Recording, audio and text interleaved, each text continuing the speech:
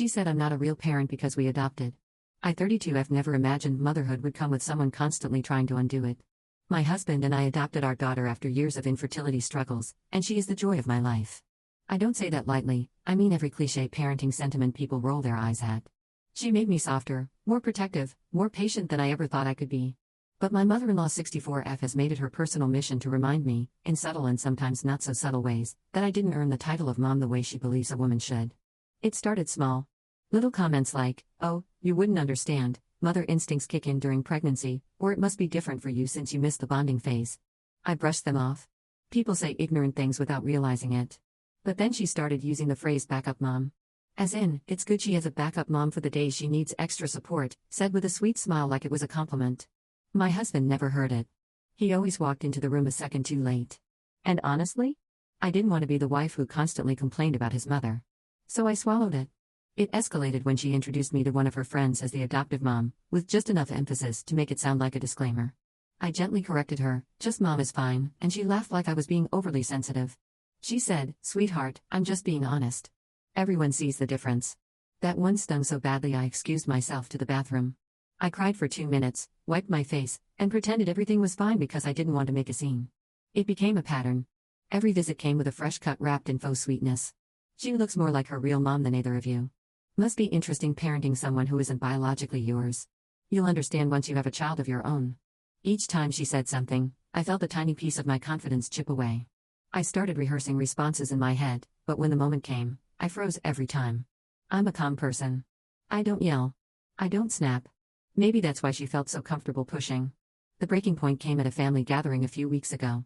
My husband wasn't in the room, but my husband's cousin was. For context, this cousin struggled with infertility for years and is very open about it. Someone at the party asked Mill how her granddaughter was adjusting to preschool.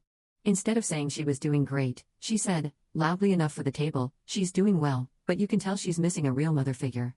Children know when something is off. I froze. The cousin looked at me with wide, horrified eyes. I opened my mouth to speak, but nothing came out. Mill kept going, completely unaware she'd said it in front of someone who actually understood what cruelty sounded like. She added, "I love her, of course. But raising someone else's child isn't the same.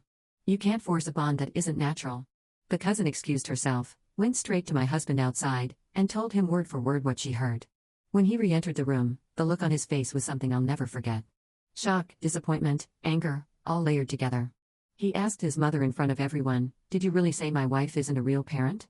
She immediately went into victim mode. She said I misunderstood.